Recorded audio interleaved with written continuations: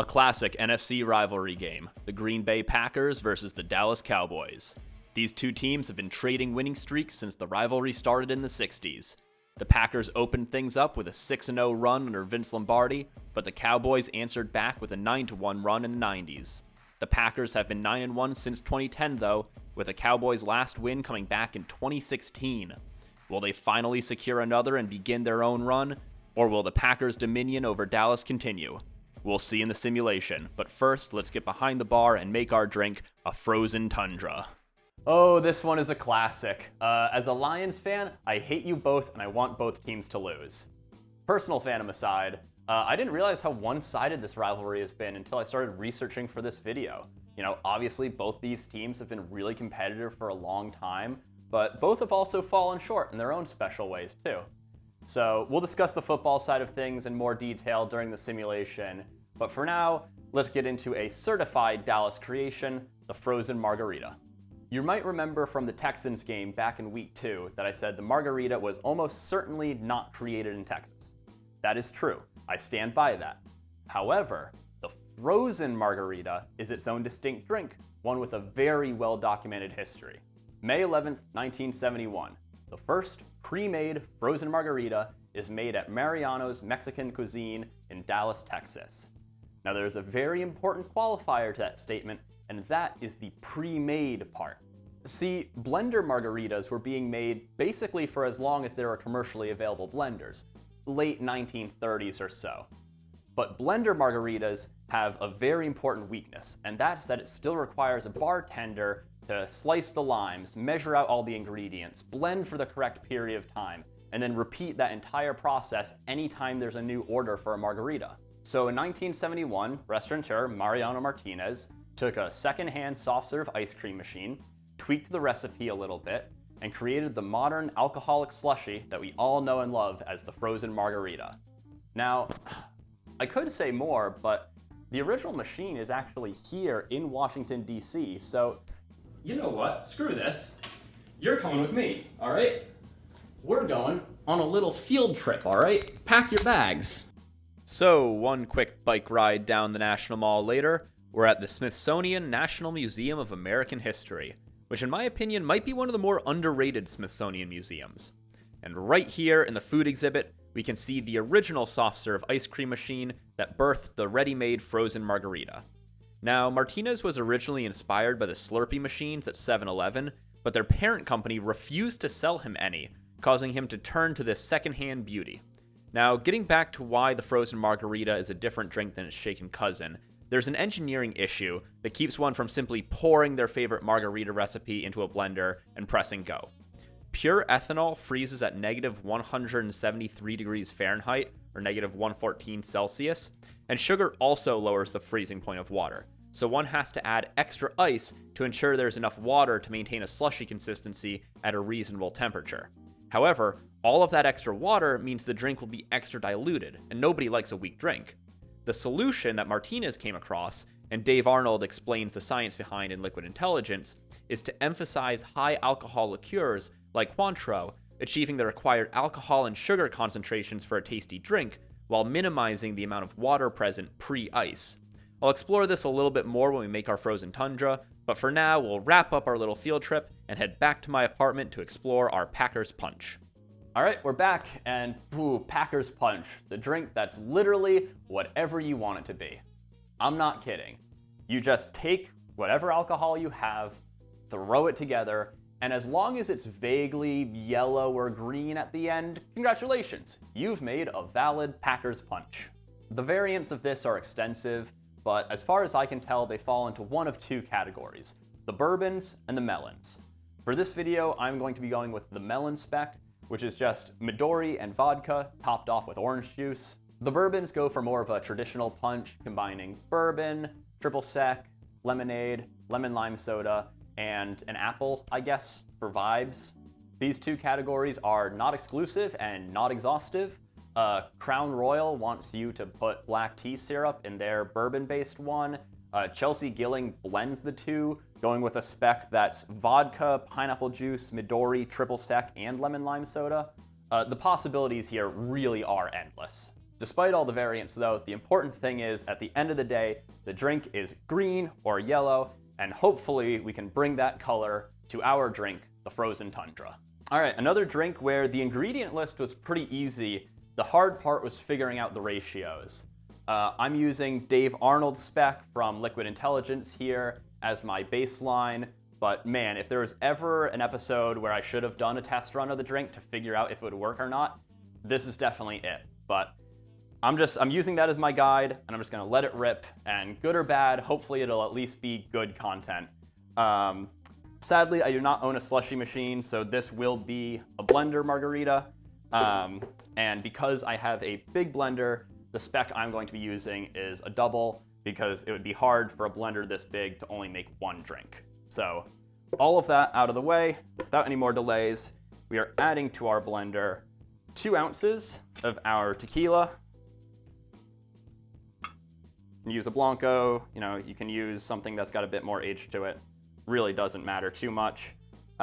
Dave Arnold uses a mezcal, which, while I agree would be way more interesting than just tequila, kind of outside the scope of this video.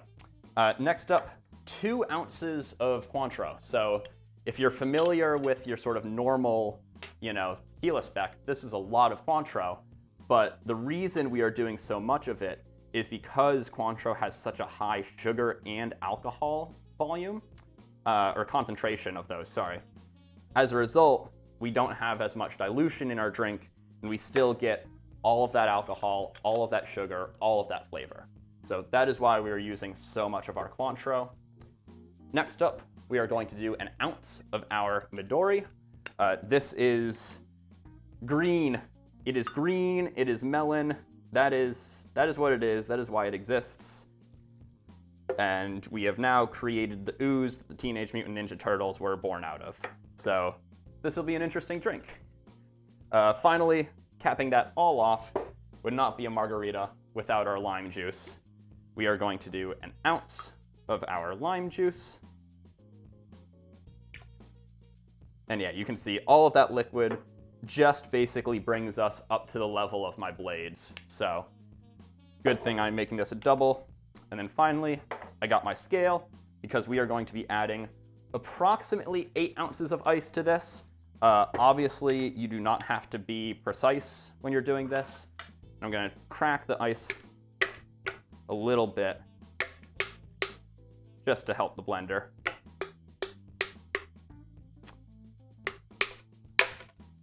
There we go. So that is just about 2 ounces. So this is perfect, actually. Our 4 cubes are gonna put us right at 8. All right, so I'm going to go blend this up, and then I will return with our completed drink. All right, I am back with this. I did have to add a bit more ice than I was originally planning on adding to kind of get the texture a bit right, but there we have our little frozen margarita slushie. So let's give that a try. Ooh. Oh yeah, that's... Okay, I wasn't sure on this one, honestly, because there's so much science. After reading Liquid Intelligence, I got really worried because I'm like, there is so much science going into this drink, or that can go into this drink. And I was so worried that I was gonna fuck it up in some awful way. But this is actually really nice. Obviously, your main flavor is still that cointreau. That orange flavor is honestly kind of overpowering. It is far and away the only thing you taste. You really don't get much of the Midori coming through as a flavor at all, but it is giving us this wonderful sort of, radioactive green color, which I think is really fitting for the drink. Maybe, obviously going with something like a mezcal would make this a far more interesting drink, right? This is a Blanco tequila. It gets completely washed out with all of the ice and all of the cointreau. But it is still a very pleasant drink to sip, and because it's a frozen drink, it is just cooling down my insides. And that crushed ice is just such a lovely little texture, You get most of it just sort of washes over your tongue, and just cools you off inside. But then you get like the little pieces in your teeth, and you kind of get to crunching them a little bit, and it's like, ooh, nice. It's kind of like the how people talk about nerds as like the forbidden aquarium gravel, you know? Or sorry, aquarium gravel is like the forbidden nerds. Kind of how it feels, you know, crushing on this ice.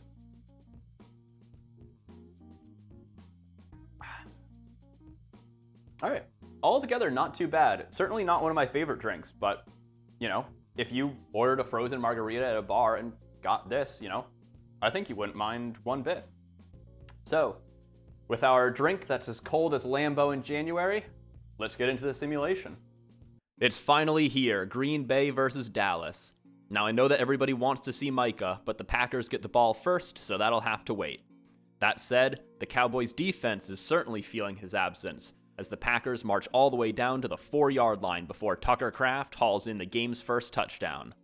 The Cowboys' offense got off to a hot start, but on this red zone 1st and 10, Micah burst through the line to stuff Javonte Williams in the backfield. Despite that stop, 2 plays later on the first play of the second quarter, Dak finds Jalen Tolbert for a 4-yard touchdown. After a Packers 3-and-out, Micah gets the opportunity to make his presence felt again, easily beating the left tackle for a 3rd down sack on Dak. A few rushes from Josh Jacobs later, Packers are at the 1-yard line and go to the air, hitting Romeo Doubs on the out route to go up 14-7. However, that leaves enough time on the clock for Dallas to make it all the way to the 1-yard line, where Williams barely manages to punch it in, tying the game at 14. Packers aren't content to just go to the half, though. With a few big catches from Matthew Golden and Romeo Doubs, they make it all the way to the 34-yard line, where Sex Pest McManus hits the 50-yarder, putting the Pack up 17-14 at the half. Facing 3rd and goal from the 2-yard line on their opening drive of the second half, Dallas dials up some play action, which Quay Walker sniffs out, sacking Dak 10 yards behind the line of scrimmage and forcing the Cowboys to settle for a field goal. Halfway through the 4th quarter, Packers offense is stalled out while Dallas just keeps humming along, as Dak finds George Pickens for a 13-yard TD and the Cowboys' first lead of the game. Packers finally restart their offense, but with less than a minute left, they're facing 4th and goal from the 2-yard line, looking to tie this game up. Love takes off scrambling, but is strip-sacked. The Cowboys recover the fumble, letting them kneel out the rest of the clock and snap their losing streak to the Packers, 24-17. Considering how both of these teams have looked through their first 2 games of the season, I would be shocked if the Cowboys got this win at home, but crazier things have happened. Plus, at least we've got a pretty normal score. Now, neither of these quarterbacks managed to break 200 passing yards, but perhaps more impressively, they managed almost identical performances.